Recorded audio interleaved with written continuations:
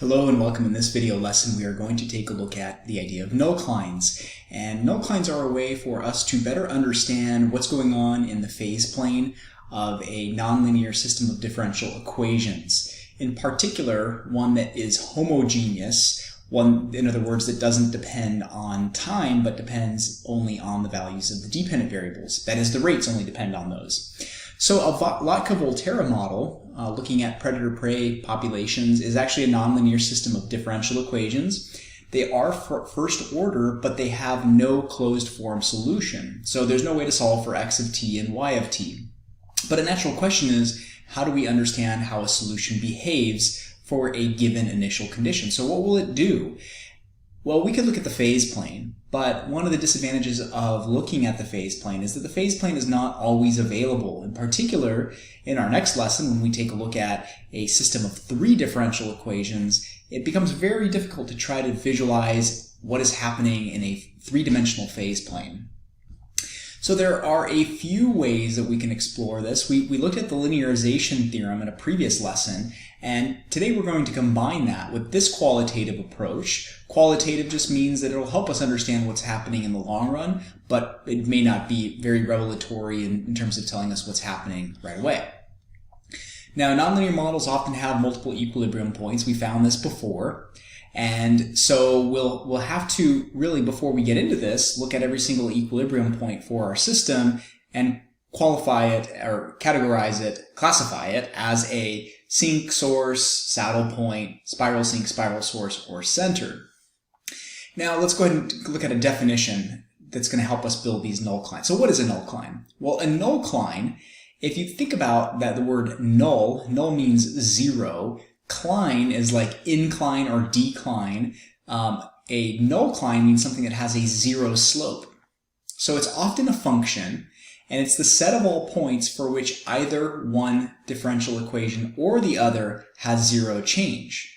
So what's the difference between that and the equilibrium point? Well, a nullcline is just the set of values for which only one of them is in equilibrium and the other may not necessarily be.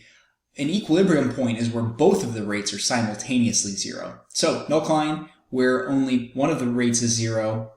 And then when any points where both of them are at a nullcline means they both have zero rates, and that by definition is then an equilibrium point. So here we've looked at this predator-prey model here. Let's say that we have some sort of competing species here. So we see that in both equations, an interaction between the two species leads to a negative effect on the rate. So they're probably fighting for resources, etc. Now, suppose we do want to create a phase plane in which the horizontal axis measures the number of deer and the vertical axis measures the number of elk. You'll want to record the findings below in a sketch of a phase plane. This sketch will fully describe long-run behaviors and will demystify the phase planes we get when using technology. So we've observed that these phase planes for models like this look pretty chaotic, and we want to be able to remove that chaos and to understand what's going to be happening. So the first thing I do is locate my equilibrium points. We did this in our previous lesson, along with determining how each of these equilibrium points behaves locally. And so we set both of them equal to 0, use Wolfram Alpha to solve. And in this case, we obtained 4 equilibrium points.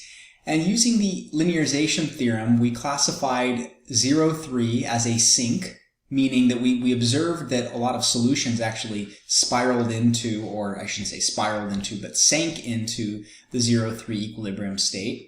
1, 1 was a saddle point, and so a saddle, remember, along one straight line solution, the trajectory gets attracted towards that equilibrium point, but the fact that you have a positive eigenvalue, that sort of kicks it back out.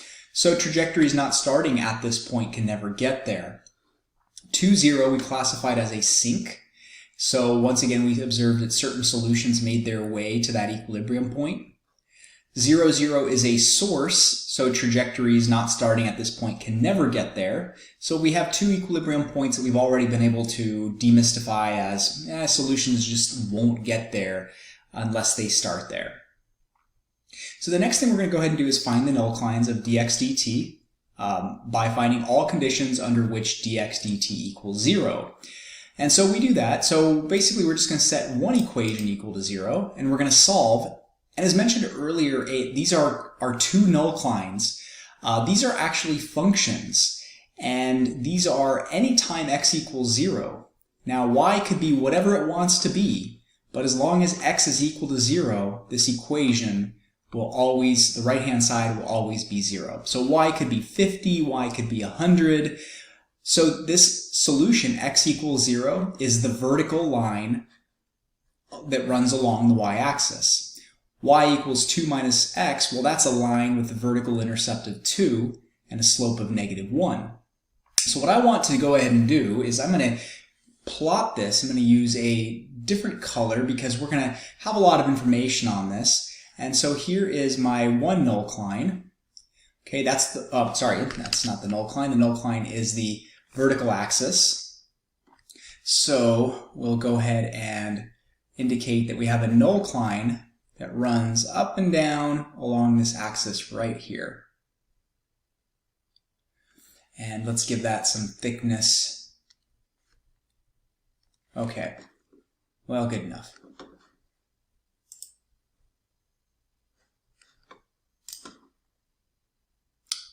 Now our other line is going to run at a vertical intercept of 2. Minus x will cause that line to go through 0, 2 and 2, 0. So let's see if I can make this happen. Not bad.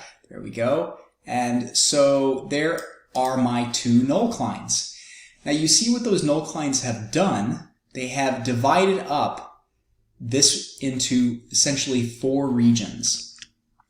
And within each of these 4 regions, something interesting is going to happen. Now, the one thing that we do know is that along the green nullclines, that the dx dt value is 0.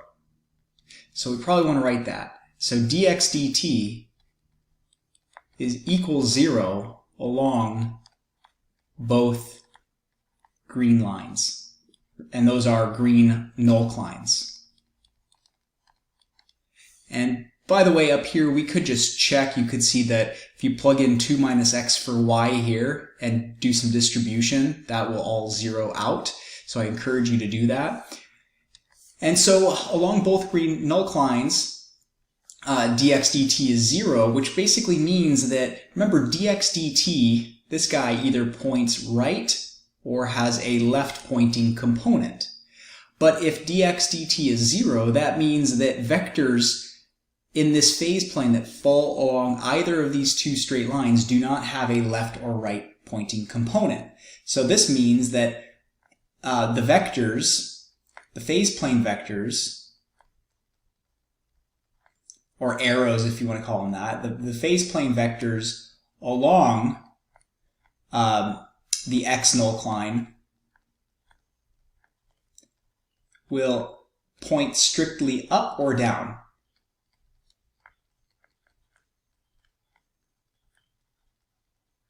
Right, and that's again because of this statement here, dx dt is 0 everywhere along these two green lines, and so you might see that the vectors along these nullclines either point up or down.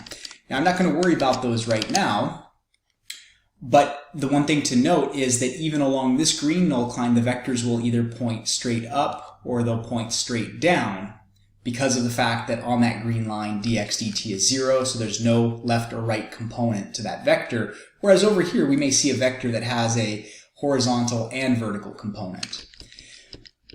Okay, so next what we want to do is within each of these regions, because along these green lines, that's where dx dt is 0, the only way, if you remember from Calc 1, for a derivative to change signs is to pass through a critical point. So you can think about these green lines as representing critical points. So if I look at these 4 regions that we formed here, I'm just going to arbitrarily label them 1, 2, this whole region down here is 3. The axis does not do anything here, only the nullclines do. So within each of these 4 regions, I may have a different value, a different signed value of dx dt. So what I'm going to do is I'm going to look at, well, what about dx dt in those four intervals? Is dx dt positive, negative, or zero? So this is like the first derivative test in essence. So for region 1, I'm going to pick a point somewhere in region 1. It really doesn't matter because all the dx dt vectors within this region will all point right or they will all point left. And that is because the only way for the arrow to change directions is for me to have a situation where dx dt is 0.